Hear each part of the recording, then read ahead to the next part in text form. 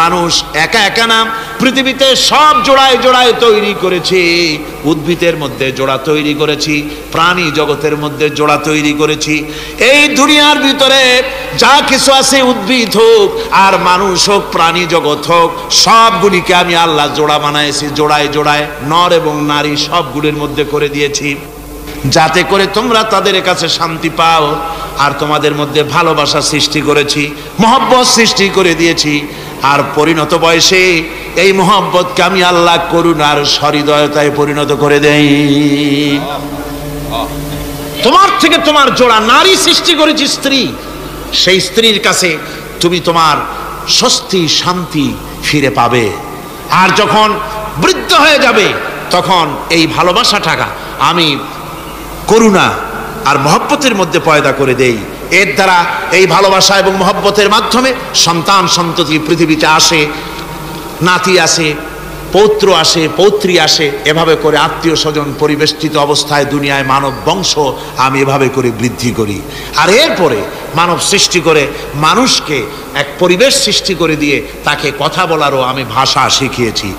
আল্লামাহুল বায়ান, মানুষকে আমি কি শিক্ষা দিয়েছি? কথা বলতে আমি শিক্ষা দিয়েছি। কথা বলার কারণেই মানুষ মানুষ, আর কথা বলতে পারে না বলে মানুষের সাথে পশুর সাথে এই বিরাট পার্থক্য। পশু কথা বলতে পারে না, মানুষ কথা বলতে পারে। কথা বলা হচ্ছে মানুষের একটা বিশেষ বৈশিষ্ট্য। আরে বায়ান শব্দের অর্থ শুধু কথা নয়, বায়ান শব্দের অর্থ হচ্ছে চেতনা, বুদ্ধি, অনুভূতি, প্রজ্ঞা, মেধা, চিন্তা, বিবেচনা, ইচ্ছা শক্তি, প্রতিরোধ শক্তি, এ সবগুলি বায়ানের ভিতরে সীমাবদ্ধ। যে আমি বায়ান শিক্ষা দিয়েছি, তার মানে এতগুলি জিনিস আমি তোমার মধ্যে আমি সৃষ্টি করে দিয়েছি মানুষের মধ্যে। এরপরে এ বায়ান একটি শিক্ষা। শিক্ষা বলতে বোঝায়, এই শিক্ষাটা আল্লাহ সবাইকে দিয়েছেন। মাছ সাঁতার কাটতে পারবে, পাখি আকাশে উঠতে পারবে। পাখিকে আল্লাহ ওড়ার ক্ষমতা দিয়েছেন। মুরগির বাচ্চা ডিমের থেকে বের করে পানির মধ্যে ছেড়ে দিবেন, ও সাঁতার কাটতে পারবে না। আপনি আমারে কোন মুরগির ডিমের ভিতরে মুরগির বাচ্চা, হাঁসের ডিমের ভিতরে হাঁসের বাচ্চা, সে কি করে বোঝে ডিমের কোন অংশ পাতলা? সেই অংশটা সে অপারেশন শুরু করে দেয়। সে কিন্তু সব জায়গায় ঠকায় না। ওই ডিমের পর্দার ভিতরে একটা অংশ আছে পাতলা, সামান্য পাতলা। সেই পাতলা অংশ সে ঠুক করে একটুখানি অপারেশন করে, পর্দাটা ফেটে যায়, সেখান থেকে সে বেরিয়ে আসে। কে শিখালো যে এই জায়গায় ঠুক করে আওয়াজ কর, বেরোতে পারবি? কে শিখালো? আল্লাহ পাক শিক্ষা দিয়েছেন। এটা বায়ানের অন্তর্গত। মানুষকে দিয়েছেন বায়ান, ওকে দিয়েছেন শিক্ষা। হাঁসের বাচ্চা পানির ভিতরে ছেড়ে দিলে ওকে সাঁতার কাটতে হবে, কে শিখালো? আল্লাহ পাক। বাতাসে পাখিরা উড়ে বেড়ায় ডানা মেলে। আওয়ালাম ইয়ারাউ ইলা তায়রি সাফাতিন ওয়া ইয়াকবিদনা মা ইউমসিকুহুন্না ইল্লার রহমান। দেখে নাকি তারা পাখিটি কেমন? মেলি দুটি লঘু ডানা, উড়িয়া বেড়ায় শূন্যের পরে নাহি তার কোনো মানা। আবার সে ডানা গুটাইয়া চলে কিন্তু পড়ে না তবু, বলকে বাতারে শূন্যে রাখিছে ভিন্ন সে এক প্রভু। প্লেনের মতো, এরোপ্লেনের মতো দেখছেন না পাখিগুলি এরকম এরকম করে ওড়ে। আবার কখনো উঠতে গিয়ে আর ডানা দোলায় না, দুটো ডানা শরীরের সাথে মিশাইয়া একেবারে রকেটের মতো উড়ে চলে যায়, কিন্তু পড়ে যায় না। কে তাকে শূন্যের উপরে রেখেছে? জোরে কর, কে রেখেছে? আল্লাহ পাক। এই ট্রেনিং আল্লাহ পাক তাকে দিয়েছেন। আল্লাহ পাক তাকে এই শিক্ষা দিয়েছেন। এই শিক্ষা, পানিতে সাঁতার কাটবে মাছ, বায়ুতে ভেসে বেড়াবে পাখি, তারপরে মানুষের চোখের পলক পড়বে, পাকস্থলী হজম করবে, এসব শিক্ষা আল্লাহই দিয়েছেন। প্রত্যেকটা জিনিসকে সৃষ্টি করেছেন, আর তার কাজটাও কিভাবে হবে তাও আল্লাহ পাক শিখিয়ে দিয়েছেন। এই জন্য শুধুমাত্র এই শিক্ষাটুকুনি নয়, মূল শিক্ষা হচ্ছে আল্লামাহুল বায়ান। এর আসল অর্থ হলো মানুষের জ্ঞানের পূর্ণতার জন্য আল্লাহ পাক বায়ান দিয়েছেন। সে বায়ান হচ্ছে কোরআনে কারীম। সে বায়ান কি? কোরআন। এই কোরআন হচ্ছে মানুষের জ্ঞানের পূর্ণতা। কোরআন দিয়েই মানুষের জ্ঞান পরিপূর্ণ হয়। ওমা উতীতুম মিনাল ইলমি ইল্লা কালিলা, তোমাদেরকে খুব সামান্যতম জ্ঞান দেওয়া হয়েছে। আসল জ্ঞানের মালিক কে? আল্লাহ সুবহানাহু ওয়া তাআলা। আল্লাহ রাব্বুল আলামিন বলেন, আশ-শামসু ওয়াল কমারু বিহুসবান ওয়ান নাজমু ওয়াশ-শাজারু ইয়াসজুদান। সূর্য এবং চন্দ্র একটা বিরাট একটা হিসাবের অনুসরণে বাধ্য। সূর্য আর চন্দ্র একটা হিসাবের অনুসরণে বাধ্য, এর ব্যতিক্রম হওয়ার কোনো উপায় নাই। সূর্য এবং চন্দ্র তার আপন আপন কক্ষপথে ঘুরবে, ইচ্ছে মাফিক সূর্য চন্দ্র ঘুরতে পারবে না। রাত 12টার সময় সূর্য এসে বলতে পারবে না বেটা রাত ছর, আমি এখন উদিত হব, পারবে? পারবে না। দিনের দুপুরের সময় রাত এসে মাথা চাড়া দিয়ে জাগাতে পারবে না, দিন সরে যা, আমি এখন সবটাকে রাত বানায় দেব, পারবে না। চন্দ্র এবং সূর্য একটা নির্ধারিত একটা হিসাবের অনুসরণে তারা রয়েছে। আর এই হিসাবের নিয়ম, কঠোর হিসাবের নিয়মতান্ত্রিকতার ভেতরে থাকার কারণেই মানুষের জন্য চন্দ্র, মাস, বছর ইত্যাদি গণনা মানুষের জন্য আল্লাহ সহজ করে দিয়েছেন। আল্লাহ পাকের নবীর কাছে জিজ্ঞাসা করা হচ্ছে, ওয়ায়াসআলুনাকা আনিল আহিল্লাম, ও নবী আপনাকে প্রশ্ন করা হয় চাঁদ সম্পর্কে। কাফেররা প্রশ্ন করেছে চাঁদের ক্রমবর্ধমান ক্রমহ্রাস কেন, চাঁদ বাড়ে কেন, কমে কেন, আপনারে জিজ্ঞাসা করা হয়, আপনি জবাবে বলুন কুল হিয়া মাওয়াকিতু লিন্নাস, বলুন এ চাঁদ হচ্ছে মাস, দিন, বছর গণনা করার জন্য, গোটা পৃথিবীবাসীর জন্য আমি একটা স্থায়ী ক্যালেন্ডার আকাশে ঝুলায় রাখছি। জোরে কান সুবহানাল্লাহ। বিনা পয়সার ক্যালেন্ডার কে ঝুলায় রাখছেন? আল্লাহ সুবহানাহু ওয়া তাআলা, তিনি ঝুলিয়ে রেখেছেন এই ক্যালেন্ডারকে। আর এই চন্দ্র সূর্য নিজের ইচ্ছা মাফিক চলতে পারে না। আল্লাহ পাক কোরআনে কারিমে বলেছেন, আফা গায়রা দীনিল্লাহি ইয়াবগুন ওয়ালাহু আসলামা মান ফিস সামাওয়াতি ওয়াল আরদি তাওআন ওয়া কারহা। তোমরা কি আমার দেওয়া জীবন ব্যবস্থা ছেড়ে দিয়ে মানুষের তৈরি করা, অন্যের তৈরি করা মতবাদ গ্রহণ করতে চাও? ওয়ালাহু আসলামা মান ফিস সামাওয়াতি ওয়াল আরদ, অথচ আকাশে যা কিছু আছে, জমিনে যা কিছু আছে, সব আমার কি করছে? আমার হুকুম মেনে, আমার আনুগত্য করে তারা চলছে। আনুগত্যের সামনে মস্তক অবনত করে দিয়েছে। তাই তো আমরা দেখতে পাই তাল গাছে কোনোদিন বেল হয় না, হয়? চট্টগ্রামে হয় বোধহয়। তাল গাছে বেল হয়, নারকেল গাছে আম হয়, নিম গাছে লিচু হয়? হয় না। আল্লাহর সুন্নতের ভিতরে কোনো পরিবর্তন পাওয়া যাবে না। দেখুন বঙ্গোপসাগরের পানি মিষ্টি না নোনা? সবাই বলুন মিষ্টি না নোনা? বঙ্গোপসাগরের নোনা পানি জোয়ারের টানে এই বঙ্গোপসাগরের নোনা পানিগুলি পদ্মা মেঘনা যমুনার ভিতরে প্রবেশ করে মিষ্টি পানির ভিতরে, আবার ভাটির টানে পদ্মা মেঘনা যমুনার পানিগুলি, মিষ্টি পানিগুলি নোনা পানির মধ্যে গিয়া ঢোকে। মাঝখানে কোনো পার্টিশন নাই, নোনা পানি মিষ্টি পানির এলাকাকে নোনা বানাতে পারে না, আবার মিষ্টি পানিগুলি গিয়া নোনা পানিগুলিরে মিষ্টি বানাইতে পারে না। কার হুকুম পালন করে? কার হুকুম? والنجم والشجر يسجدان والسماء رفعها ووضع الميزان। তারকা বৃক্ষরাজি সব সেজদায় রত। তারাই সেজদা দেয় কারে? কারে সেজদা দেয়? চাঁদ সেজদা করে কাকে? সূর্য করে কাকে? গাছপালা করে কারে? আল্লাহ পাককে সেজদা করে সবাই। সমস্ত সৃষ্টি জগতের কাজ হলো তিনটা। সৃষ্টি জগতের কাজ কয়টা? তিনটি কাজ। একটা কাজ হচ্ছে সৃষ্টি জগৎ মহান আল্লাহর উদ্দেশ্যে সিজদা করবে, তার হামদ করবে, তার তাসবিহ করবে। তিনটা কাজ, সিজদা করবে, হামদ করবে, তাসবিহ করবে। এই তিনটা কাজ হচ্ছে সৃষ্টি জগতের। গোটা পৃথিবীর সব কিছু আল্লাহ পাককে সিজদা করছে। কোরআনে কারিমে রব্বুল আলামিন বলেন, وَلِلَّهِ يَسْجُدُ مَنْ فِي السَّمَاوَاتِ وَالْأَرْضِ طَوْعًا وَكَرْهًا وَظِلَالُهُمْ بِالْغُدُوِّ وَالْآصَالِ। আল্লাহ পাক বলেন, আকাশে যা কিছু আছে, জমিনে যা কিছু আছে, সব কিছু আমার সেজদা করে। এমনকি গাছগুলি, গাছও আমার সেজদা করে। গাছগুলি সকাল বেলায় গাছের ছায়া সকাল বেলায়, আর বিকাল বেলায় নিজের ছায়া লম্বা করে দিয়ে আমার সামনে সেজদায় পতিত হয়ে যায়। গাছগুলি আমাকে সেজদা করে, তারকাসমূহ, চন্দ্র, সূর্য সব আমাকে সেজদা করে। ওয়ালিল্লাহি ইয়াসজুদু মা ফিস সামাওয়াতি ওয়া মা ফিল আরদ মিন দাব্বাতিন ওয়াল মালাইকাতু ওয়া হুম লা ইস্তাকবিরুন। আকাশ এবং জমিনে যা কিছু আছে আমার সেজদা করে। আমার সেজদা থেকে কেউ অহংকার করে না, অহমিকতা করে না, আমার সেজদা থেকে কেউ ফিরে যায় না, সবাই আমাকে সেজদা করে।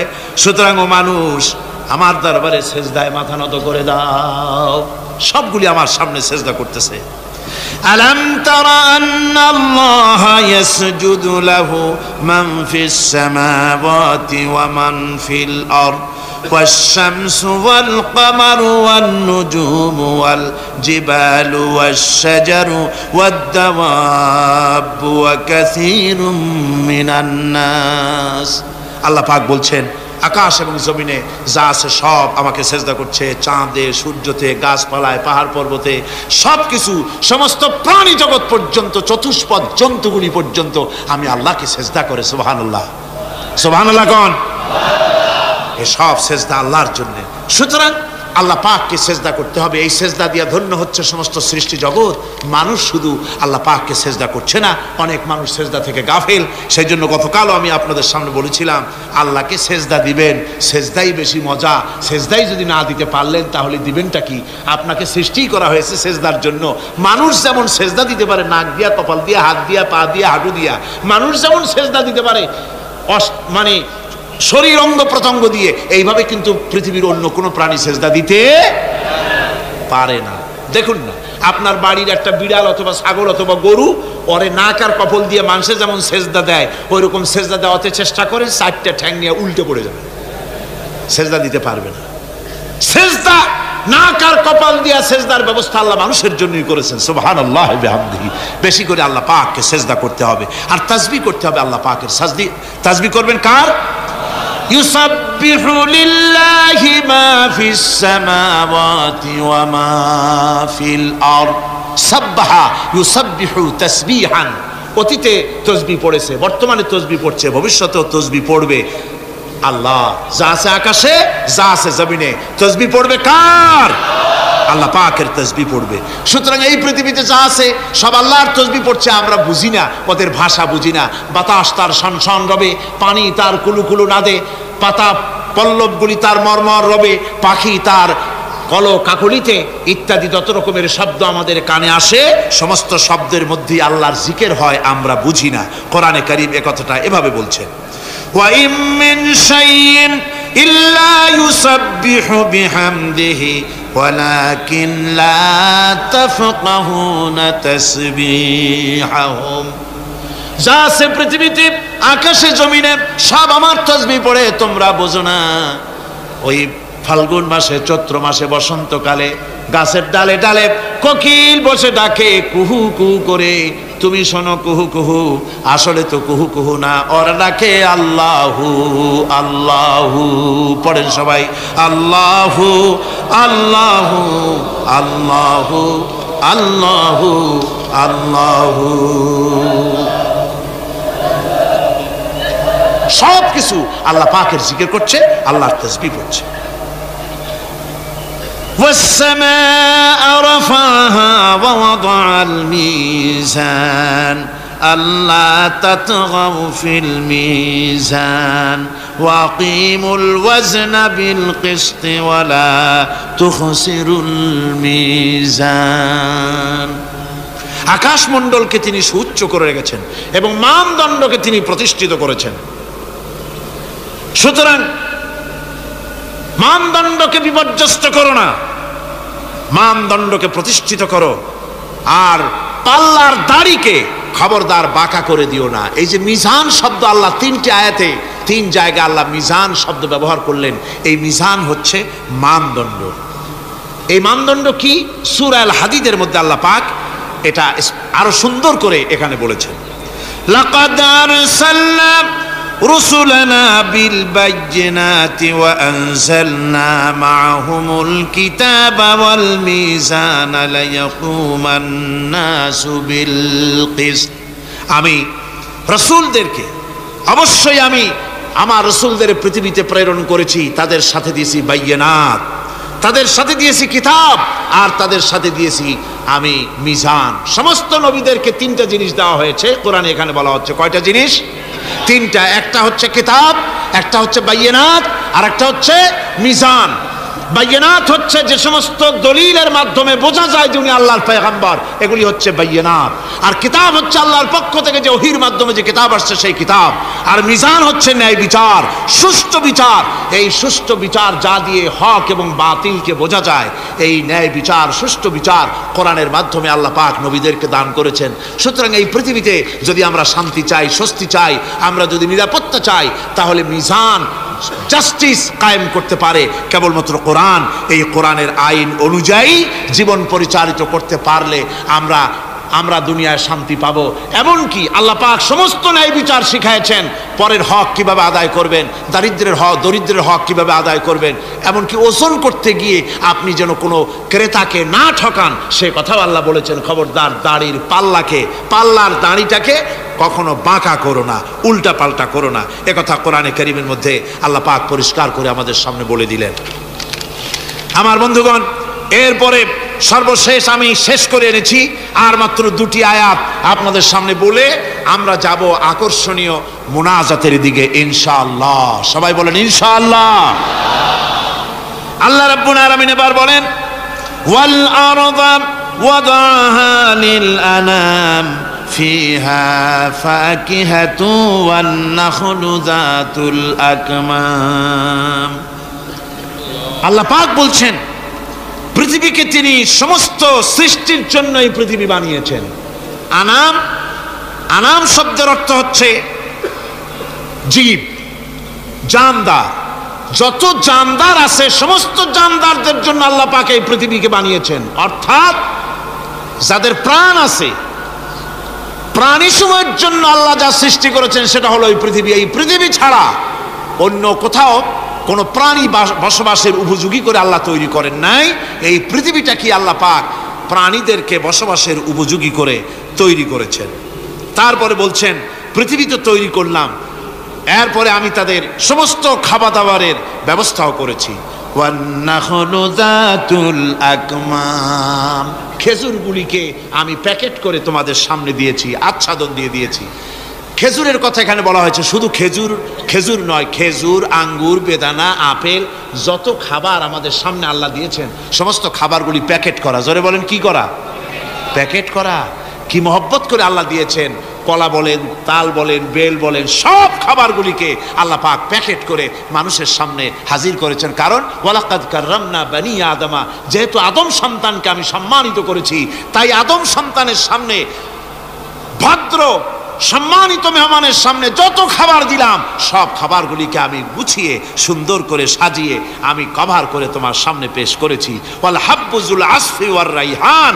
এরপরে দানা দিয়েছি, ভুসি দিয়েছি। দানা হচ্ছে মানুষের খাবার, ভুসি হচ্ছে পশুর খাবার।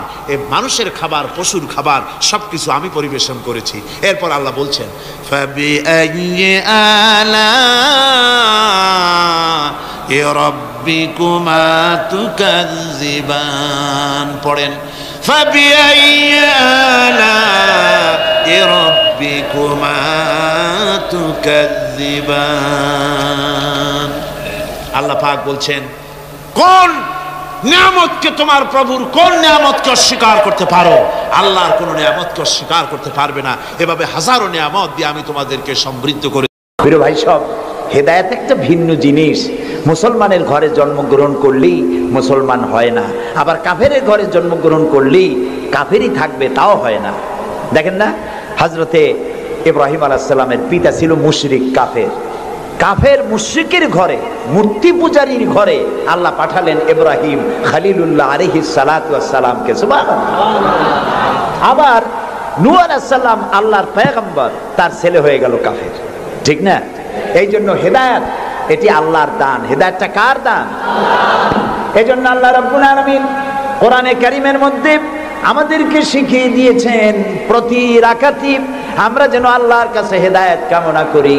ইহদিনাস সিরাতাল মুস্তাকিম। পড়েন, ইহদিনাস সিরাতাল মুস্তাকিম সিরাতাল্লাযীনা আন'আমতা আলাইহিম গায়রিল মাগদুবি আলাইহিম ওয়ালাদ-দাল্লিন। আমিন। হায় আল্লাহ, তুমি আমাদেরকে হেদায়েত দাও, হেদায়েতের রাস্তা দেখাও, ওই পথ যে পথ নবিয়্যিন, সিদ্দিকিন, শুহাদা, সালেহিন তাদের পথ আমাদের দেখাও। আর যারা অভিশপ্ত, যারা বিপদগ্রস্ত, পথভ্রষ্ট, সে পথে আমি চলতে চাই না, নবীদের পথ আমাদেরকে দেখাও। হেদায়েত পাওয়া যত কঠিন, হেদায়েতের উপরে টিকে থাকা ততোধিক কঠিন। সেই জন্য আল্লাহ তাআলা হেদায়েত প্রাপ্তদের জন্য একটা দোয়া শিখিয়ে দিয়েছেন, এই দোয়াটা করো যাতে তোমরা হেদায়েতের উপরে টিকে থাকতে পারো। দোয়াটা কি? রব্বানা লা তুযিগ কুলুবানা বা'দা ইয হাদাইতানা ওয়া হাব লানা মিন লাদুনকা রাহমাতান ইন্নাকা আনতাল ওয়াহ্হাব। আয় আমার রব, তুমি আমাকে যখন দয়া করে হেদায়েতের রাস্তা দিয়েছো, আল্লাহ তুমি আমাকে হেদায়েত থেকে বিগড়ে দিও না। বলেন আমিন। নবী করিম সাল্লাল্লাহু আলাইহি সাল্লামের কাছে কোরআন নাজিল হচ্ছে, কে এনে দিচ্ছে? আল্লাহ তাআলা দুনিয়ার মানুষকে হেদায়েত দিবেন, সেজন্য নবী দরকার আর হেদায়েত পাঠানো দরকার। আল্লাহ তাআলা কোনো মানুষের সাথে সরাসরি কথা বলেন না, সরাসরি কথা বলেন না, সামনে এসে কথা বলেন না। যদি কারোর সঙ্গে কথা বলতে চান, মিন ওয়ারাই হিজাব, পর্দার আড়াল থেকে কথা বলেন, অথবা তার মনের মধ্যে আল্লাহ তাআলা ইলকা করে দেন। আমি গত 2 সপ্তাহ আগে কায়রো সফর করে এসেছি, মিশর। আল্লাহ তাআলার কাছে আমার খুব আশা ছিল, দুনিয়ার 4টি মহাদেশের প্রায় অর্ধশত দেশ ভ্রমণ করেছি, কিন্তু মিশর আমার দেখা হয়নি। মুসা আলাইহিস সালামের দেশ, ফেরাউনের দেশ, ইউসুফ আলাইহিস সালামের দেশ, সালেহ আলাইহিস সালামের দেশ, ইব্রাহিম আলাইহিস সালামের শ্বশুর বাড়ি। তো আল্লাহ তাআলা সেই জায়গা দেখার তৌফিক দিলেন। গেলাম সেই জায়গায়, কায়রো থেকে প্রায় 600 কিলোমিটার দূরে তুরে সায়না, যেখানে আল্লাহ মুসা আলাইহিস সালামের সাথে কথা বলেছিলেন। আমার জীবন ধন্য। আল্লাহ তাআলা সেই জায়গাটাও দেখালেন যেখানে আল্লাহ মুসা আলাইহিস সালামের সঙ্গে কথা বলেছেন। তো আল্লাহ তাআলা সরাসরি কথা বলেন, কিন্তু দেখা যায় না তাকে। এই কোরআন শরীফে আল্লাহ তাআলা কি সুন্দর করে বলেছেন, সূরা তাহার মধ্যে এসেছে, মুসা আলাইহিস সালাম তিনি যাচ্ছিলেন তার স্ত্রী পরিজন নিয়ে।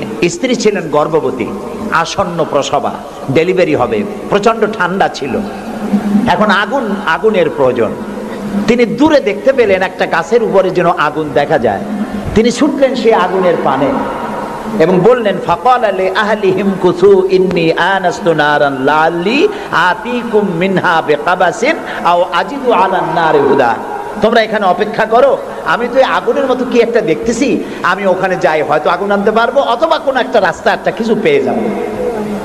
ফালাম্মা আতাহা নুদিয়া ইয়া মূসা ইন্নী আনা রাব্বুক ফাখলা নালাইক ইন্নাকা বিল ওয়াদিল মুকাদ্দাসি তুয়া। ও মূসা, যেটা আগুন মনে করছো, এটা আগুন না, এটা আমি তোমার রব। ফাখলা নালাইক, জুতা খোলো, ইন্নাকা বিল ওয়াদিল মুকাদ্দাসি তুয়া, এটা হলো পবিত্র উপত্যকা। আমি যখন সেই পবিত্র উপত্যকায় গেছি, এদিকে তুরে সায়না, এদিকে আরেকটা পাহাড়, মাঝখানে 2 পাহাড়ের মাঝখানের সমতল ভূমিকে উপত্যকা বলা হয়। আমার এই আয়াত মনে পড়লো, সাথে সাথে জুতা খুলে ফেলে দিলাম। মুসা আলাইহিস সালামকে আল্লাহ বলেছেন, ফাখলা নালাইক, জুতা খোলো। আমি আমার সাথীরা জুতা খুলে এগিয়ে গেলাম। আমার এক সাথী ছিলেন চট্টগ্রাম ইন্টারন্যাশনাল ইসলামিক ইউনিভার্সিটির কোরআনিক সায়েন্সের চেয়ারম্যান অধ্যাপক গিয়াসউদ্দিন তালুকদার। তাকে আজান দিতে বললাম, তিনি আজান দিলেন ওয়াদিল মুকাদ্দাসে। আজান দিয়ে সেখানে আমরা জোহরের নামাজ আদায় করলাম, জোহর আসর জামাআত ওয়া কাসরান আদায় করে নিলাম। তারপরে চলে গেলাম সেই জায়গায় যেখানে আল্লাহ তাআলা কথা বলেছিলেন, সেই জায়গাটা এখনো আছে। সুবহানাল্লাহ। আল্লাহ তাআলা বলছেন, ওয়া নাখতারতুকা ফাসতামি লিমা ইউহা। ও মুসা, আমি তোমাকে আমার জন্য বাছাই করছি। সুবহানাল্লাহ। আমি তোমাকে আমার জন্য বাছাই করেছি, এখন তুমি শোনো আমি কি বলি। ইন্নানি আনাল্লাহ, আমি আল্লাহ। সুবহানাল্লাহ, সুবহানাল্লাহ, আমি আল্লাহ। লা ইলাহা ইল্লা আনা, আমি ছাড়া কোনো ইলাহ নাই। ফাবুদনি ওয়া আকিমিস সালাতা লিযিকরি, অতএব আমার ইবাদত করো আর আমার শরণার্থে নামাজ কায়েম করো। সুবহানাল্লাহ। ওইখানে দেখলাম দুইটা ধর্মীয় প্রতিষ্ঠান, একটা হলো মসজিদ আর একটা হলো গির্জা, একদম গায়ে গায়ে লাগানো। দুনিয়ার ইহুদি খ্রিস্টান আর মুসলমানেরা এক জায়গায় নামাজ পড়তেছে আর যার যার মতো ইবাদত করতেছে, কোনো ঝগড়া নাই। ইহুদিরাও যাচ্ছে আর খ্রিস্টানেরও যাচ্ছে, মুসলমানেরও যাচ্ছে। আমি সেখানে একটা বক্তব্য রাখলাম, বললাম দুনিয়ার ঐক্য, কোন রাজনৈতিক ঐক্যে পৃথিবীর মানুষকে ঐক্য বানাতে পারবে না। ইসলাম দিয়ে ঐক্য করা যাবে, এটাই হলো তার প্রমাণ। পৃথিবীর শ্রেষ্ঠ জাতি এই তিনটি, মুসলমান, খ্রিস্টান, ইহুদি। এই সেরা পৃথিবীতে রাজত্বকারী, ক্ষমতা বিস্তারকারী শক্তি মিলিত হয়েছে ওয়াদে মুকাদ্দাসে। এই তিন শক্তি একত্রিত হয়ে আল্লাহর ইবাদত করতেছে, মারামারি নাই, কাটাকাটি নাই। সুতরাং ধর্মভিত্তিক ঐক্যই পৃথিবীকে শান্তির নিবাস বানাতে পারে। সেখান থেকে সে সফর কাহিনী অনেক লম্বা, আমি বই একটা লিখতেছি, আপনারা দোয়া করেন যেন সেটা বের করতে পারি।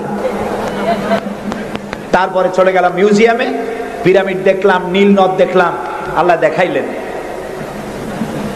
আমি যখন মিউজিয়ামে ঢুকেছি তখন আমাদের 70 পাউন্ড, মিশরীয় পাউন্ড, 70 পাউন্ড, 40 পাউন্ড টিকিট পারিচ। যখন ভিতরে ঢুকলাম তখন শয়তানকে দেখার জন্য আরো অতিরিক্ত 80 পাউন্ড দেওয়া লাগবে। তা আমি চিন্তা করলাম যে পয়সা খরচ করা অপচয় হবে না, কারণ আল্লাহ তাআলা বলেছেন কুল সিরু ফিল আরদ ফানজুরু কাইফা কানা আকিবাতুল মুকাজ্জিবিন। আল্লাহ তাআলা বলেছেন আমার জমিন ভ্রমণ করো আর মহাসত্যের অস্বীকারীদের কি পরিণতি করেছি তা দেখো আর তার দ্বারা শিক্ষা গ্রহণ করো। কাজে আল্লাহ দেখতে কইছে, শয়তান দেখা দরকার।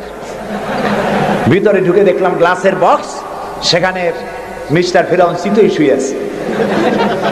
হায় আল্লাহ, আল্লাহ শুটকি বানাই থুইছে, কাপড় দিয়ে জড়ানো, পাও দুইটা বাইর করা, হাত দুইটা বাইর করা, ঘাটটা এত বড় লম্বা, এরকম চিকুন, কল্লাটা আছে, একটা দাঁত আছে মুখে, হাতে পায়ে কিছু নখও আছে, মাথায় কিছু চুলও আছে। হাজার হাজার বছর আগের লাশ। মুসা আলাইহিস সালামকে যখন তালায় নিয়ে গেল লোহিত সাগরের কেরানায় মুসা আলাইহিস সালাম বসেছিলেন তার উম্মতদের নিয়ে। ফেরাউন 3 দিক থেকে আক্রমণ করলো। এই কোরআন বর্ণনা, এটা কি কোরআন? আল্লাহ তাআলা বলছেন, ও নবী তুমি তো তখন সেখানে উপস্থিত ছিলে না যখন ফেরাউন তার দলবল নিয়ে মুসা আলাইহিস সালামকে তাড়া করেছিল সেই তুরে সায়নায়, তুমি উপস্থিত ছিলে না। আমি ওহী দিয়া, কোরআন দিয়া তোমাকে ইতিহাস জানাইছি। সুবহানাল্লাহ। সেই লোহিত সাগরের পারে গেলাম যেখানে তাকে ঘিরে ফেলানো হয়েছিল। মুসা আলাইহিস সালাম এবং তার সাথীরা বললেন, ইয়া মুসা ইন্না লামুদরাকুন, হে মুসা আমরা তো পাকড়াও হয়ে গেলাম, সারাশি আক্রমণ করা হয়েছে, আমাদেরকে পালাবার কোনো জায়গা নাই। মুসা আলাইহিস সালাম আল্লাহর পয়গম্বর। কার নবী? আল্লাহর পয়গম্বর। মুসা আলাইহিস সালাম বললেন, কাল্লা রব্বি সায়াহদিন, ভয় পাইও না, অবশ্যই আল্লাহ তাআলা আমাদেরকে পথ বের করে দেবেন। 3 দিকে কি শত্রু, 3 দিকে কি, আর একদিকে কি নদী না সাগর। আপনারা মনে করছেন নীল দরিয়া পার হয়েছে বুঝি মুসার তারা খায়া? সাগর, লোহিত সাগর, রেড সি। 3 দিকে শত্রু, একদিকে সাগর, পালাবার রাস্তা আছে। আল্লাহর পয়গম্বর বলছেন কোনো ভয় নাই, অবশ্যই রব্বি সায়াহদিন, অবশ্যই আল্লাহ আমাদের পথ বের করে দেবেন। আল্লাহ তাআলা খুশি হয়ে গেলেন। সুবহানাল্লাহ। আল্লাহ এটাই চান, আল্লাহ এটাই চান। বাপে করে কি, বাপে মায় ছোট্ট বাচ্চা দাঁড়ায় তো পড়ে যায়, ওঠে তো পড়ে, এইরকমের অবস্থায় টেবিলের পাশে খাড়া করে দেয়, দূরের থেকে হাত পাতে। বাপের ইচ্ছা কি যে লাভ দুক আর দাঁত ভাঙুক? না, ওর সাহস দেওয়ার জন্য, ওর সাহস হোক সেই জন্য টেবিলের কোণায় দাঁড় করে দূরের থেকে হাত পাতে। যেটা সাহসী সে জাম করে পড়ে বাপের কোলে। আল্লাহ তাআলা বিপদের প্রান্তে দাঁড় করিয়েছেন, বিপদের বর্ডারে দাঁড় করাইয়া সাহস পরীক্ষা করছেন। সুবহানাল্লাহ। মুসা আলাইহিস সালাম সাহসের পরীক্ষায় পাশ করেছেন। আল্লাহ তাআলা হুকুম করলেন, তোমার আশা দিয়ে বাড়ি মারো, আঘাত দাও। আল্লাহ তাআলা সমুদ্রকে ভাগ করে দিলেন। সুবহানাল্লাহ। সমুদ্র ভাগ হয়ে গেল। এগুলি গল্প কি? কোরআন। কোরআন। সাগর ফেটে গেল। মুসা আলাইহিস সালাম আর তার দলবল নিয়ে সাগরের মাঝখানে চলে গেছেন। ফেরাউন তার দলবল নিয়ে এসে দেখে বাহ, এ তো ভালোই, রয়্যাল রোড। ও মনে করছে ওর বাজানের তৈরি করা রাস্তা। ওর সমস্ত সেনাবাহিনী নিয়ে নেমে পড়েছে। যেই না সাগরের মাঝখানে আসছে, মুসা আলাইহিস সালাম তার দলবল নিয়ে উপার চলে গেছেন। আল্লাহ হুকুম করলেন, যিনি হুকুম করেছিলেন সাগর ফেটে যা, মুসার জন্য রাস্তা বানায় দে, সেই আল্লাহ বললেন সাগর রাস্তা বন্ধ করে দে। রাস্তা বন্ধ হয়ে গেল। এখন ফেরাউন আর তার দলবল পানিতে চুপনি খাইতে খাইতে সাথের লোকেরা সব শেষ। এখন ফেরাউন একা সমুদ্রের ঢেউতে ডুবে আর ওঠে, পানি খেতে খেতে পেটটা পুটকা মাছের মতো মোটা হয়ে গেছে। দেখে যে জান আর টেকে না, নাক দিয়েও পানি পড়ে, কান দিয়েও পানি পড়ে। এখন বলছে আমান্তু, না না না, হাফেজ নাই? হ্যাঁ, আমানাত বিহি বানু ইসরাইল, ঈমান আনলাম সেই আল্লাহর উপরে যে আল্লাহর উপর ঈমান আনছে বনি ইসরাইলেরা, তার উপর ঈমান আনলাম। আল্লাহ তাআলা বললেন আল আন, এখন ওয়াকাদ আসাইতা কাবলু ওয়া কুনতা মিনাল মুফসিদিন। ও বলল আনা মিনাল মুসলিমিন। আল্লাহ আমি তো কলেমা পড়লাম আর তো মুসলমান হইলাম, এখনো সুবাও কে? আল্লাহ কয় এখন ওয়াকাদ আসাইতা কাবলু, এর আগে তুমি আমার সাথে বিরোধিতা করেছো, বিদ্রোহ করেছো, আমার মানুষের উপর অত্যাচার করেছো। ওয়া কুনতা মিনাল মুফসিদিন, আর তুমি হচ্ছ সন্ত্রাসীর একজন বড় সন্ত্রাসী, বিপর্যয় সৃষ্টিকারী। শোনো ফেরাউন, আজকে আমি তোমারে শুধু মারবই না, আমি তোমাকে মৃত্যু দেব। আর তোমার আলিয়াউমা নুনাজ্জিকা বিবাদানিক, আমি তোমার শরীরকে হেফাজত করব। তোমার শরীর পানিতে পচবে না, পোকা মাকড়ে, জলচর প্রাণী, স্থলচর প্রাণী কেউ খাবে না, মাটিতেও তুই পচবি না, তোরে শুটকি বানায় রাখবো কিয়ামত পর্যন্ত। সেই আল্লাহ আছে না নাই? আছে না নাই? ওই আল্লাহ তাআলা বুশের শুটকি বানাইতে পারবে না? সুবহানাল্লাহ বলো। আল্লাহর সাথে যারা নাফরমানি করবে, আর এই নাফরমানদেরকে যারা কলম দিয়া লিখে, বক্তৃতা করে, রাজনীতি দিয়া যারা আল্লাহর নাফরমানদেরকে সাহায্য করবে, নমরুদের মতো, ফেরাউনের মতো আল্লাহ চুমাইয়া দুনিয়া থেকে জুতা মেরে বিদায় করে দেবেন।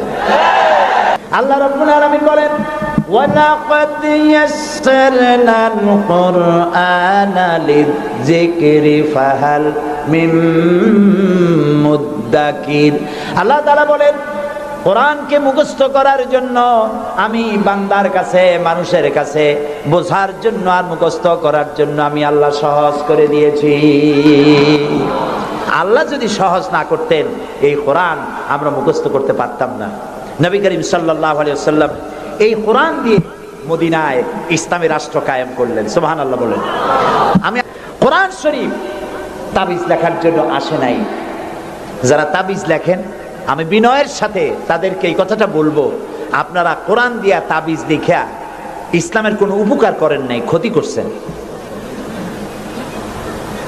আমি একটু ব্যাখ্যা দিয়ে বলি, তাহলে বুঝতে সুবিধা হবে।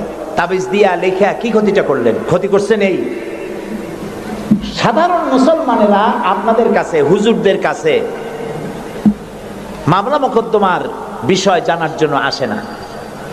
সংঘর্ষ বেঁধেছে, মীমাংসা হবে কেমন, এজন্য আসে না। স্কুল, কলেজ, মাদ্রাসা অথবা অন্য কিছু তৈরি করবে ইত্যাদির জন্য আপনার কাছে জানতে আসে না। আপনার কাছে আসে ছেলে বিয়ে করছে, বহুত দিন হয়েছে, বাচ্চা হয় না, তারপরে পেট্রোল শোক হয়েছে, মাথায় যন্ত্রণা, গরু হারায় গেছে, খুঁজে পাওয়া যায় না, বউরে জেনে ধরছে, মেয়েকে ভূতে ধরছে। এই সব কালো জিরে পড়া, তেল পড়া, পানি পড়া, আর কালো সুতোয় গিরে দেওয়া, এই সব কাজেই আপনার কাছে আসতেছে। কেন? আপনি বুঝাইছেন যে এখানে আসলে তাবিজ দেওয়া যায়, ঝাড়ফুঁক করা যায়, দোয়া দুরূদ করা যায়, সেই জন্য বড় কাজ থইয়া এই কাজে আপনার কাছে আসতেছে। অথচ বিশ্বাস করুন, রাসূলুল্লাহ কোরআন দিয়া তাবিজ লেখেন নাই, সাহাবায়ে কেরামও করেন নাই। একজন সাহাবীও তাবিজ লিখেছেন এর দলিল যদি কারো জানা থাকে, মেহেরবানি করে আমাকে জানাবেন, আমি আপনার কাছে শিখব। ঝাড়ফুঁক করেছেন রাসূলুল্লাহ নিজেও, ঝাড়ফুঁক করেছেন সাহাবায়ে কেরাম, কিন্তু তাবিজ লেখেন নাই। তাবিজ লিখে মানুষকে বোঝানো হয়েছে এটা তাবিজের কিতাব, কিন্তু তা নয়, এটা সংবিধান। সুবহানাল্লাহ বলেন। এটা কনস্টিটিউশন, এর মধ্যে অর্থনীতি, সমাজনীতি, রাজনীতি, ইতিহাস, ভূগোল কি নাই, কোরআনের মধ্যে সব আছে। সুবহানাল্লাহ। মুহাম্মদুর রাসূলুল্লাহ, সবাই বলেন সাল্লাল্লাহু আলাইহি ওয়াসাল্লাম, তিনি মক্কি জিন্দেগিতে লোক তৈরি করলেন। আবু বকর, ওমর, ওসমান, আলী রিদওয়ানুল্লাহ তাআলা আলাইহিম আজমাইন, এই জাতীয় লোক তৈরি হয়ে গেল। কেন তৈরি হলো? দেখেন আল্লাহ কি বলেন।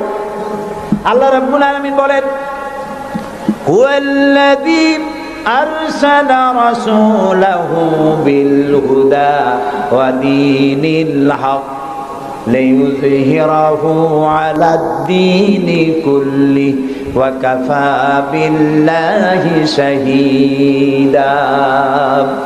আমি আমার রসুলকে প্রেরণ করেছি পৃথিবীতে, তিনি আল্লাহ যিনি তার রসুলকে পৃথিবীতে প্রেরণ করেছেন এই জন্য দ্বীনে হক আর সত্যের বিধান সহকারে পাঠিয়েছেন, যাতে করে পৃথিবীর মানব গোষ্ঠীর উপরে আল্লাহর আইনকে তিনি বিজয়ী করে দিতে পারেন। পৃথিবীতে কার আইন চালু হবে? বলেন সবে জোরে, আল্লাহর আইন। আল্লাহর আইন যতদিন ছিল শান্তিও ততদিন ছিল। নবী করিম সাল্লাল্লাহু আলাইহি ওয়াসাল্লাম মদিনায় গেলেন, মদিনায় গিয়ে তিনি কি হয়েছিলেন কন্ত? রাষ্ট্রপ্রধান। বলেন না কি হলেন? রাষ্ট্রপ্রধান, প্রেসিডেন্ট হলেন, রাষ্ট্রপতি হলেন। তার সংবিধান কি ছিল? কোরআন। এটা আইনের কিতাব, আপনি পড়ে দেখেন। আমি অনুরোধ করব, সাংবাদিক হন, সাহিত্যিক হন, কবি হন, আর ঔপন্যাসিক হন, রাজনীতিবিদ হন, আর ব্যবসায়ী হন, যে কোনো ব্যক্তি হন, কোরআনটারে বুঝুন। কোরআন তাবিজের কিতাব নয়। চুরি করলে, ডাকাতি করলে, জেনা করলে, ব্যভিচার করলে কি শাস্তি হবে, জুডিশিয়াল ল, ফৌজদারি দণ্ডবিধি কোরআনে আছে না নাই? এই যে সন্ত্রাস ছড়িয়ে পড়ছে সারা পৃথিবী, এই সন্ত্রাসীদের শাস্তি কি হওয়া উচিত তা কি কোরআনে আছে? আছে। সূরা মায়েদার মধ্যে আল্লাহ পরিষ্কার করে সন্ত্রাসীদের শাস্তি কি হবে তা এর মধ্যে পরিষ্কার করে বলে দিয়েছেন। আপনি আমি মরে গেলে পরে আপনার আমার পরিত্যক্ত সম্পত্তি কে কতটুকুন পাবে তা ভাগ করে কোরআনে বলা আছে? বলা আছে। এমন কোন জিনিস নাই যা কোরআনে কারীমের মধ্যে আল্লাহ তাআলা স্পষ্ট করে ঘোষণা করেন নাই। আল্লাহ বলেছেন তিবিয়ানান লিকুল্লি শাই, সব কিছুকে খুলে খুলে আমি কোরআনের মধ্যে বলে দিয়েছি। বলেন সুবহানাল্লাহ। প্রিয় ভাই সব, কোরআন যেই মানবে, আজকে নিশ্চয়ই হিন্দু ভাইরাও আসছেন, আছে। আমরা মাহফিলে হিন্দু ভাইদেরকেও স্বাগত জানাই। কেন জানাই জানেন? কোরআন শরীফ শুধু মুসলমানদের জন্য নয়। আল্লাহ কি শুধু মুসলমানদের? বলেন আপনারা, আল্লাহ কিন্তু মুসলমানদের। আল্লাহ হচ্ছেন রব্বুল আলামিন, সকলের আল্লাহ। তো যিনি সকলের আল্লাহ, তার কোরআন হবে কি শুধু মুসলমানদের? কোরআন শরীফের শুরুতেই এর মাঝে আল্লাহ বলে দিয়েছেন হুদাল লিন্নাস, হুদাল লিন্নাস, হাদা বায়ানুল লিন্নাস। এটা গোটা বিশ্বের সমগ্র মানব মণ্ডলীর জন্য হেদায়েতের গ্রন্থ কোরআন। এই জন্য আমি যখন ইউরোপ আমেরিকায় যখন বক্তৃতা করি, তখন ইউরোপ আমেরিকায় বক্তব্য শোনার জন্য মাল্টি ন্যাশনাল পিপল আমার সামনে থাকে। খ্রিস্টান থাকে, ইহুদি থাকে, মুসলমান থাকে, হিন্দু থাকে। আমি আমার আলোচনায় বলি, আপনাদের মুসলমান হওয়ার দরকার নাই, কারণ আমার যে মুসলমান আছে তাই আমি সামলাইতে পারতেছি না। মুসলমান হওয়ার দরকার নেই, শুধুমাত্র কোরআনের বিধান মানেন, কোরআনের আইনটা যদি মানেন আপনারা শান্তি পাবেন। মুসলমান হওয়ার দরকার নাই, কোরআনের আইন মানেন, শান্তি পাবেন। কয় কিরকম? আমি বলি দেখেন, সুদ, সুদ হালাল না হারাম? এই সুদ দিয়ে মানুষ শোষিত হয় না উপকৃত হয়? শোষিত হয়। কারা শোষিত হয়? গরিবরা। কারা শোষিত হয়? গরিবেরা। দেখেন আল্লাহ যা বানায়, শয়তান তার উল্টো একটা বানায়। আল্লাহ বানিয়েছেন জাকাত ভিত্তিক অর্থ ব্যবস্থা। জাকাত হলো ধনীদের কাছ থেকে নাও, গরিবদের দাও। আর সুদ হলো এর উল্টা, গরিবদের কাছ থেকে নাও, ধনীদের দাও। এটা হলো শয়তানের বানানো। এখন ব্যাংকের থেকে সুদ নেয় গরিবেরা, নিয়ে সার কিনলো, বীজ কিনলো, হালের বলদ কিনলো, জমিন চাষ করলো, ফসল বুনলো, কিন্তু অনাবৃষ্টি অতিবৃষ্টির কারণে ফসল হলো না। ব্যাংকের সুদ মাফ হবে? হবে না।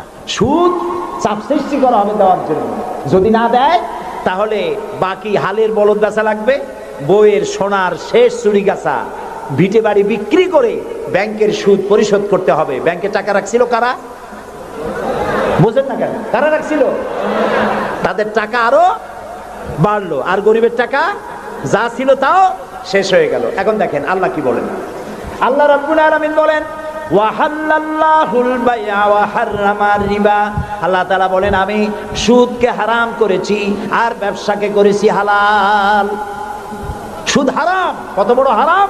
রাসূলুল্লাহ বলেছেন সুদের মধ্যে ৭০টি গুনাহ, তার ৭০ গুনাহ হলো নিজের গর্ভধারিণী মাকে বিবাহ করা। নাউযুবিল্লাহ। ঘৃণার সাথে বলেন নাউযুবিল্লাহ। এই মারাত্মক গুনাহ, এই সুদ যদি বাংলাদেশে রাষ্ট্রীয়ভাবে বন্ধ করা হয় তাহলে উপকৃত হবে শুধু মুসলমানেরা, হিন্দুরা হবে না, খ্রিস্টান হবে না, বৌদ্ধরা হবে না। এখন এটারে কেমনে বন্ধ করবেন কোন? সুদ কেমনে বন্ধ করবেন? সুদের বিরুদ্ধে আমাদের দেশের পীর সাহেবরা, মৌলানা সাহেবরা ওয়াজ কি কম করছে? পক্ষে করছে না বিপক্ষে করছে? সুদ বন্ধ হয়েছে? আমি বলি কিয়ামত পর্যন্ত যদি এই দেশে পীর সাহেবরা আর মৌলানা সাহেবরা ওয়াজ করতে থাকে সুদের বিরুদ্ধে, সুদ বন্ধ হবে না, হবে না, হবে না। ওয়াজ দিয়া তাফসীর দিয়া সুদ বন্ধ হয় না। ওয়াজ দিয়া তাফসীর দিয়া যদি সুদ বন্ধ হইতো তাহলে মুহাম্মদ সাল্লাল্লাহু আলাইহি ওয়াসাল্লামের চাইতে বড় ওয়াজ আকাশের নিচে জমিনের উপরে আর একজন আছে, তিনি ওয়াজ করে বন্ধ করতে পারতেন। তিনি বন্ধ করছেন কিভাবে? আইন করিয়া। কিভাবে করছেন? যেমন একটা বিষয় আপনাদের বুঝাই, আমাদের দেশে এখন পলিথিন আছে না নিষিদ্ধ হয়েছে? কেমনে নিষিদ্ধ হইল? মৌলানা সাহেবরা ওয়াজ করছে ভাইরা আপনারা পলিথিন ব্যবহার করবেন না, কবিরা গুনাহ হইব, আর যদি কেউ পলিথিন ব্যবহার করেন কিয়ামতে 13 দিন জাহান্নামে থাকবেন। এরকম ওয়াজ করছে কেউ? কেমনে বন্ধ হইল? পরিবেশ মন্ত্রী বিল উত্থাপন করলেন পার্লামেন্টে, বললেন পলিথিন জমিনের উর্বরা শক্তির জন্য মারাত্মক ক্ষতিকর, পলিথিন পচে না, জমির উর্বরা শক্তি নষ্ট করে দেয়। একদিন বাংলাদেশে জমিনের উর্বরা শক্তি হারিয়ে গোটা মানুষ দুর্ভিক্ষের কবলিত হবে, না খেয়ে মারা যাবে। সুতরাং এই ধরনের বিষাক্ত জিনিস এটাকে নিষিদ্ধ ঘোষণা করা হোক। স্পিকার সাহেব তখন বললেন পার্লামেন্টের সামনে, সংসদের সামনে এখন প্রশ্ন হচ্ছে যে পলিথিন মারাত্মক ক্ষতিকর বিষয়, এই জিনিসটি নিষিদ্ধ ঘোষণা করা হোক। পক্ষে যারা আছেন তারা হা বলেন। হা বলল, তিনি হা বিজয় হয়েছে বলে এটাকে নিষিদ্ধ ঘোষণা হয়ে গেল। পরের দিন প্রেসিডেন্ট সই করলেন। এখন পলিথিন নিষিদ্ধ হলো না জারি আছে? কোন এর প্রোডাকশন, এর উৎপাদন, এর বিপণন সবটা বন্ধ হয়ে গেছে। এখন সুদ বন্ধ করবেন কেমনে? ওয়াজ করে বন্ধ করা যাবে না। সুদে মানে সুদের বিপক্ষের লোক পার্লামেন্টে যদি যায়, 2/3 মেজরিটি যদি তারা হয়, তারপরে একজন লোক সেখানে দাঁড়িয়ে যাবেন, বিল উত্থাপন করবেন, বলবেন আল্লাহ সুদ হারাম করেছেন, রাসূলুল্লাহ বলেছেন সুদের মধ্যে ৭০টি গুনাহ, তার ৭০ গুনাহ হলো নিজের গর্ভধারিণী মাকে বিবাহ করা। এই মারাত্মক সুদকে নিষিদ্ধ ঘোষণা করা হোক। স্পিকার সাহেব বলবেন সংসদের সামনে এখন প্রশ্ন হচ্ছে, সুদ হচ্ছে মাকে বিবাহ করার মতো মারাত্মক গুনাহ, এই গুনাহ থেকে গোটা জাতিকে বাঁচাবার জন্য সুদ নিষিদ্ধ ঘোষণা করা হোক। এই প্রস্তাবের পক্ষে যারা আছে তারা জোরে হা বলুন। আরে ভাই, এটা তো পার্লামেন্ট না। পার্লামেন্টে যখন হা বলবে তখন স্পিকার সাহেব বলবেন আমার মনে হয় হা জয় যুক্ত হয়েছে, হা জয় যুক্ত হয়েছে। কয়বার কবে? 3 বার। পরের দিনে বিল চলে যাবে বঙ্গভবনে, প্রেসিডেন্ট সাহেব চোখ বুজে সই করে দেবে। তারপরের দিন থেকে সোনালী, বৈকালী, রূপালী, ভুবালী, কুষ্টি সুদ্ধা ব্যাংকের সুদ বন্ধ হবে নাকি হবে না বলো? সুতরাং কোরআন এসেছে আইন ইমপ্লিমেন্টের জন্য। কোরআনের আইন চালু করো। কোনো হিন্দুর মুসলমান হওয়ার প্রয়োজন নাই, কোনো খ্রিস্টানের মুসলমান হওয়ার প্রয়োজন নাই। কোরআনের আইন চালু হওয়ার মানেই হলো মানবতার কল্যাণ। সুবহানাল্লাহ। হযরতে সাদ তখন বললেন তাহলে তোমরা সবাই আমার পেছনে পেছনে এই দরিয়ার ভিতরে ঝাঁপিয়ে পড়ো আর আমার সঙ্গে সবাই উচ্চারণ করো নাস্তাঈনু বিল্লাহি ওয়া নাতাওয়াক্কালু আলাইহি হাসবুনাল্লাহু নি'মাল ওয়াকিল নি'মাল মাওলা ওয়া নি'মান নাসীর। ইতিহাস লিখতেছি ৬০,০০০ সৈন্য তাদের অশ্ব নিয়ে, তাদের উষ্ট্র নিয়ে, তাদের মালপত্র নিয়ে, জাহাজের সামান নিয়ে শ্রাবণের খরস্রোতা নদী, উত্তাল তরঙ্গমালায় ভরা নদীর উপর থেকে এই সাহাবীরা পাড়ি দিয়ে ওপার চলে গেলেন। ওপার যাওয়ার পরে হযরতে সাদ বলছেন তোমাদের কেউ কি হারায় গেছে নাকি? সবাই এদিক ওদিক তাকায় খোঁজ করে বলল মানুষ তো দূরের কথা, একটা উট আর ঘোড়াও একটাও হারায় যায় নাই। একজন বলল, আমার একটা পেয়ালা, যে পেয়ালা আমি পানি পান করতাম, সেই পেয়ালাটা তুফানে ছিটকে কোথায় চলে গেছে, ওইটা হারায় গেছে। হযরতে সাদ বলেন, মুজাহিদের কোন জিনিস দরিয়া নিতে পারে না, অবশ্যই তা ফেরত আসবে। এই কথা তিনি বলতেছিলেন, হঠাৎ করে দরিয়ার কিনারে একটা আওয়াজ হলো, দেখা গেল তুফানের ভিতরে সেই হারানো বাটিটা তাদের মধ্যে ফিরে এসেছে।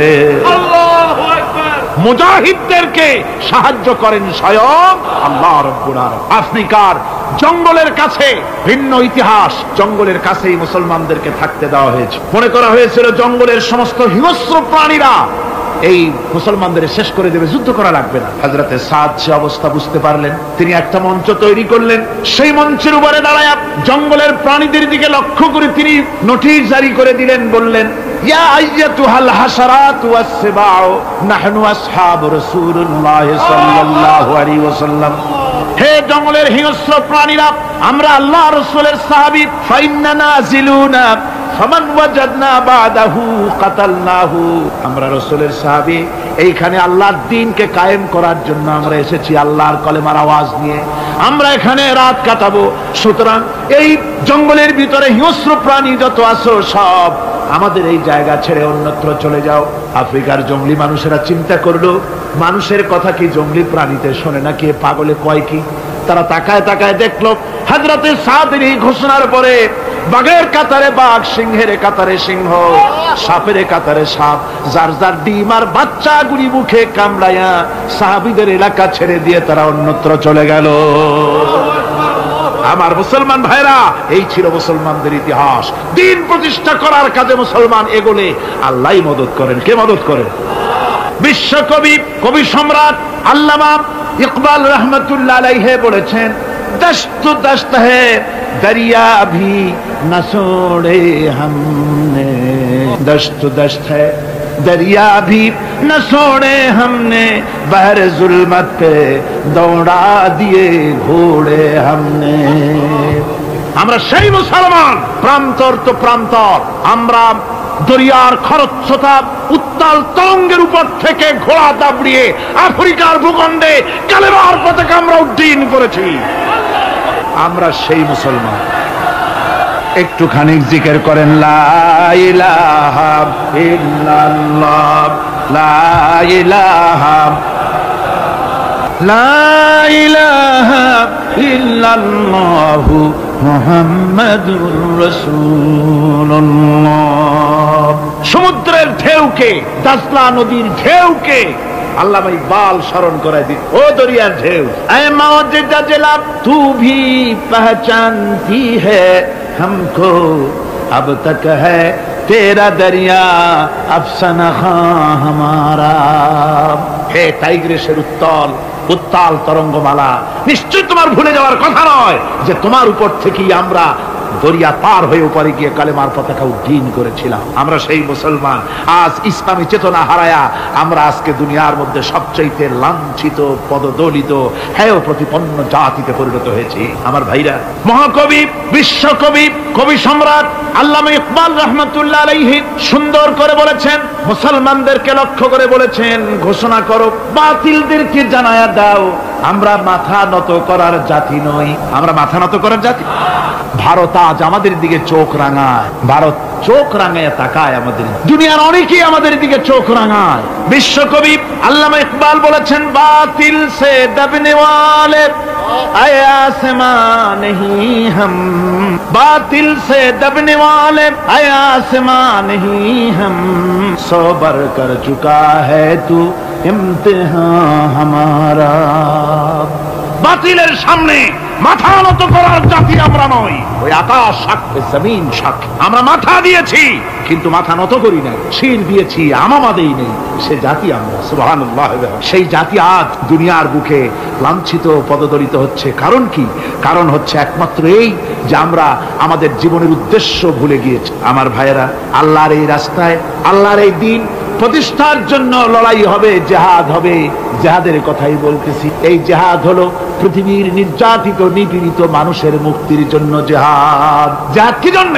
আমরা রাষ্ট্রপ্রধান হব, আমরা দেশ দখল করব, নেতৃত্ব দিব, এজন্য নয়। আমরা জেহাদ করব মানুষকে, মানুষের তৈরি করা মতবাদ নির্যাতন থেকে, জুলম থেকে, অত্যাচার থেকে মানুষকে বাঁচাবার জন্য, মানবতা নিগৃহীত নির্যাতিত মানবতার মুখে মুক্তির হাসি ফোটাবার জন্য আমরা করব লড়াই। সেই লড়াইয়ে এগিয়ে আসতে হবে তরুণদেরকে। কাদেরকে? জোরে বলতে হবে, কাদেরকে?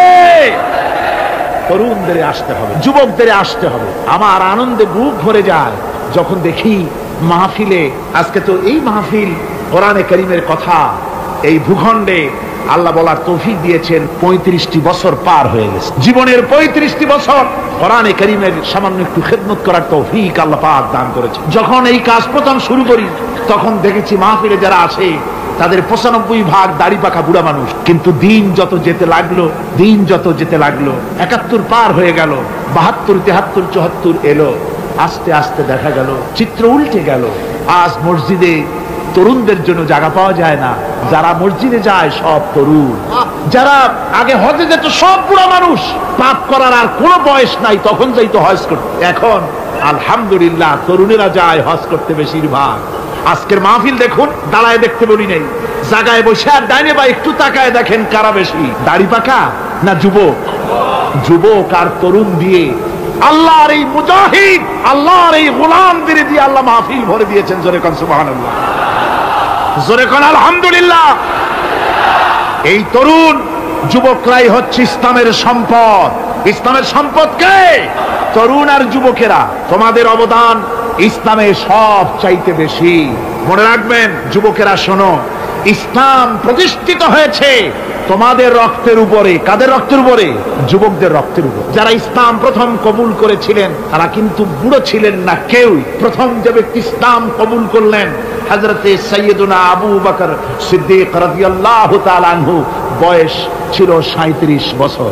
37 বছর বয়সে দাঁত টাত পড়িয়া খুনখুনা বুড়া হয়ে গেছিল নাকি? হযরত ওমর ইসলাম যখন কবুল করেন তখন তিনি ছিলেন 26 বছরের টকবকে যুবক। যৌবনের রক্ত পা এবং মাথা পর্যন্ত শিরায় উপশিরায় ধাবমান এই যুবক হযরত ওমর 26 বছর বয়সের সময় ইসলাম কবুল করেন। হযরত আব্দুর রহমান বিন আউফ যখন ইসলাম কবুল করেন বয়স ছিল মাত্র 17 বছর। হযরত আলী যখন ইসলাম কবুল করেন তখন বয়স ছিল মাত্র 8.5 বছর। তোমাদের মতো তরুণেরা, যুবকেরাই সর্বপ্রথম কলেমার পতাকা ধারণ করে রাসূলকে সাহায্য করেছিল। সুবহানাল্লাহ।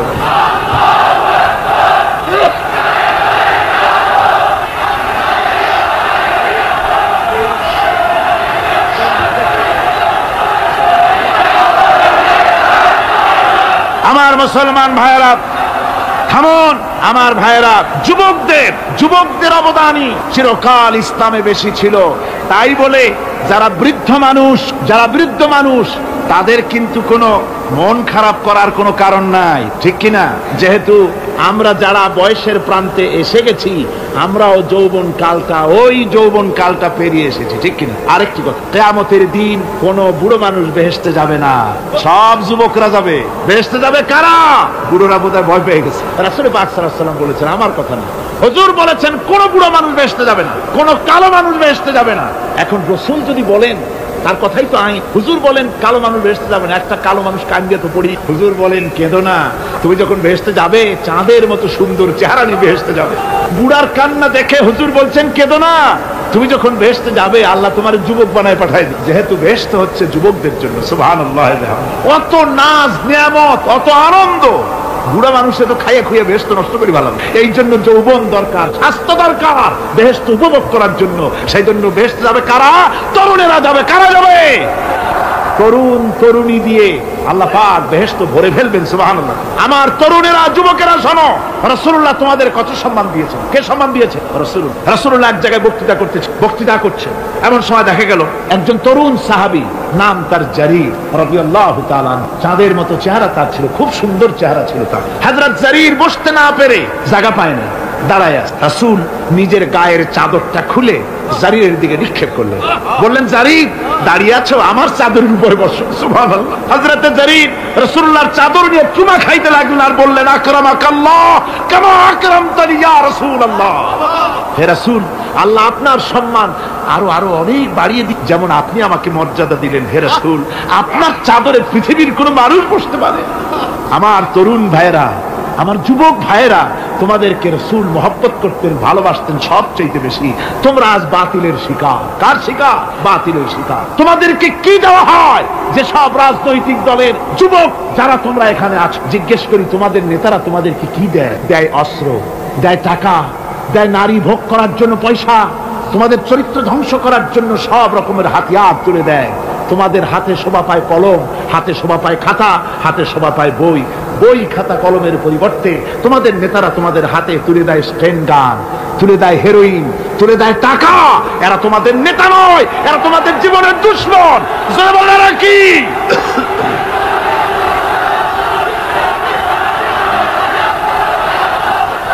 আমার যুবক ভাইয়েরা, আমার কলেজ ইউনিভার্সিটির ছাত্র ভাইয়েরা, একটুখানি মাথা খাটায় চিন্তা করো। তোমার নেতারা যারা ঢাকা থেকে আসে বা এখানে বাস করে, ওই নেতারা যখন রাজনৈতিক প্রোগ্রাম করতে আসে, তখন কি একবারের জন্য তোমাদেরকে বলে, ও ছেলেরা তোমরা কি নামাজ ঠিক মতো পড়ো কিনা? বলে? এই যে রোজা আসতেছে, খবরদার বাবারা তোমরা রোজা রেখো, এরকম কথা বলে নাকি? তোমার ওস্তাদদের সম্মান করো, এ কথা বলে নাকি? বরং টাকা দেয়, পয়সা দেয়, যে শিক্ষক তোমার মতের উল্টা করবে, ঠ্যাঙ্গাইয়া জনমের মতো টাইট করে দিবা। ঠিক কিনা? তোমার নেতারা কি কোনোদিন বলে নাকি, ও আমার সংগঠনের ছেলেরা মা বাপের খেদমত করবে, মা বাপের সম্মান করবে, খবরদার মা বাপের সঙ্গে বেয়াদবি করবে না, সন্ত্রাস করবে না, অস্ত্রবাজি করবে না, মানুষকে কষ্ট দিবে না, এমন কোনো কথা বলে না? আমার যুবকেরা শোনো, ওরা টাকা দিয়ে, অস্ত্র দিয়ে, পয়সা দিয়ে, মদ দিয়ে, ওরা নিজেদের ক্ষমতা টিকায় রাখার জন্য তোমাদেরকে লাঠির মতো ব্যবহার করে।